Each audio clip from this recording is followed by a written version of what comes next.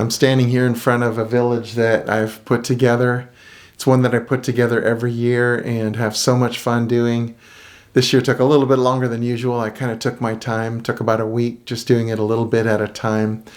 And I'm going to show it to you in just a little bit, but I thought this was just the perfect place to talk with you about wonder, about the childlike wonder that God has placed inside of each one of us. And that as we tap into that childlike wonder, it actually draws us deeper into the heart of our Heavenly Father.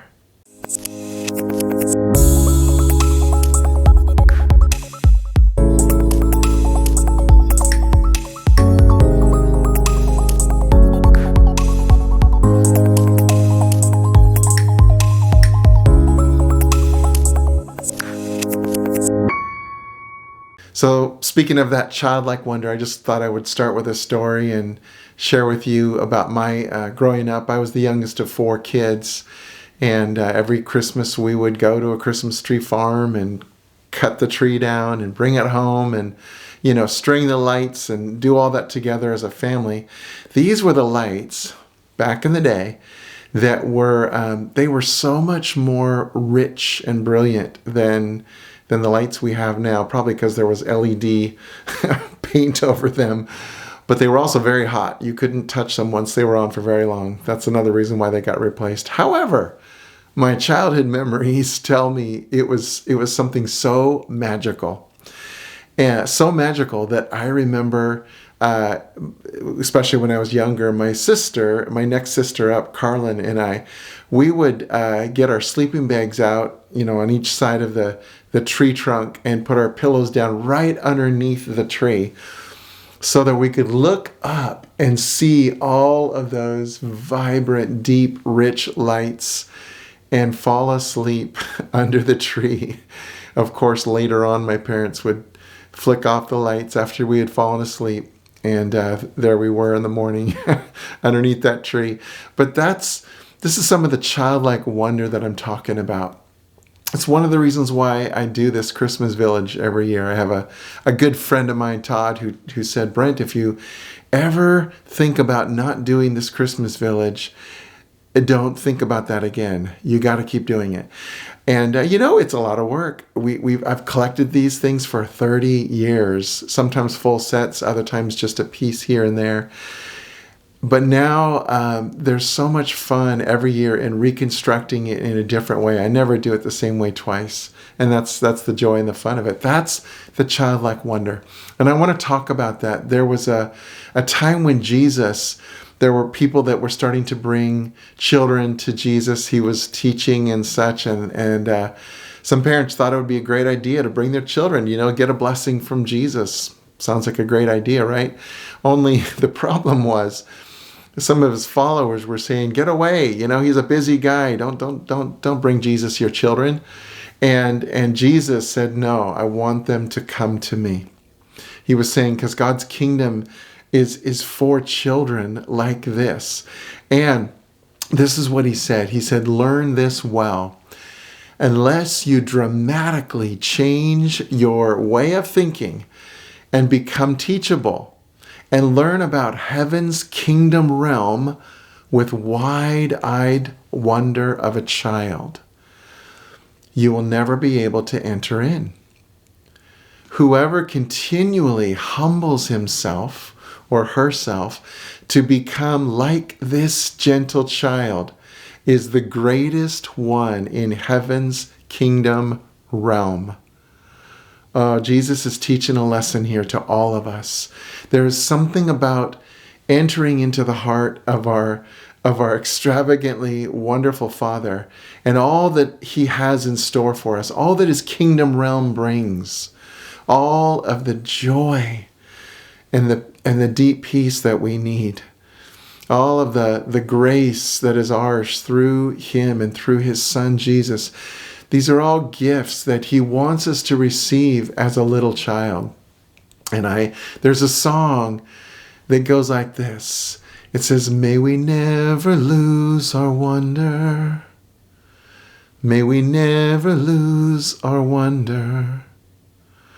wide-eyed and mystified. May we be just like a child, staring at the beauty of our King. And that's the invitation. May we never lose our wonder. Can we be wide-eyed and mystified and stare into the beauty of our King Jesus, our Heavenly Father, who adores us as his kids? This is what's true. So how do we be these wide-eyed, mystified, wonder-filled children? Well, think about it for a moment first. A child, what is true of a child? A child believes. They just do. A child trusts. That's what a child does. They don't think to trust or they don't think to believe. They just do. It's what a child does, especially a little baby. They don't think about where their next meal's coming from. They just know it's coming. A child that has needs for clothes or food. Yeah, these things are just coming. They don't think about it. I understand. Believe me, I do understand that some of you didn't have a childhood where you could have that innocence, where everything you needed was taken care of. And I just want you to know that your Heavenly Father is so far and away above and better than any earthly parent, even the best earthly parents, and certainly, far surpasses parents that did not meet the needs that we had. And this Father says, you can trust me. And this Father says, you can believe me that I am good. Believe me that I am good. I'm extravagantly good. I'm so much better than you could possibly imagine. And my heart is always for you. And this is something you can trust. This is something that you can believe with all of your heart. But he says this to you. He says, my child, if you're finding it hard to believe, it's okay. I understand. I know what you've been through. I know what happened in your life. I'm right here to be the Father that you always needed. And all you have to do is ask me for anything you need, including to be this wide-eyed, mystified, wonder-filled child. Ask me. Ask me. Father, would you return the wonder that's inside of me, Father? Would you let that start to blossom out? I want to be that innocent child again. And so I just want to pray a prayer over you right now, that God, especially for those of you who had your innocence taken in a lot of different ways, whether it was abuse or neglect. There's a lot of different ways. Or maybe your parents just squashed you and told you that you would never amount to anything. I right now am releasing the Father's blessing over you. And it's a blessing right now of innocence. And I say, Father, would you restore the innocence to your children, to each child that's watching this? Father, restore the innocence of a little child that's deep within. And Father, would you love on that little one inside of each one of you? Father, love on that little one until they know that they're safe. Until they remember again, oh yeah, this is what I was supposed to feel, the peace of being cared for, the joy of belonging. So friends, this is your Father. This is who he's always been. And he is the one who's releasing to you again this innocence and the wonder of a child. I pray, not just through the Christmas season, I pray every day of the year, you'll wake up in the morning wondering, God, how are you going to meet me today? Father, what blessings do you have in store for me? See, that's what happens with a wide-eyed, wonder-filled child, is you begin to wonder about the blessings that are coming your way.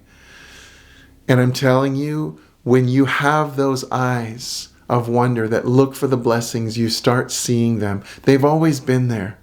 But I'm telling you, you start seeing them and it starts to fill you with joy. Oh, there you are, Papa. Oh, thank you for that kiss. Thank you for that phone call. Thank you for that sunset. Thank you for a fun village, Christmas village. This is what you get to do, is enjoy life more and more as you ask God to return the innocence and the wonder that's in your heart. So I just want to now invite you to come and see my Christmas village. Let's see it.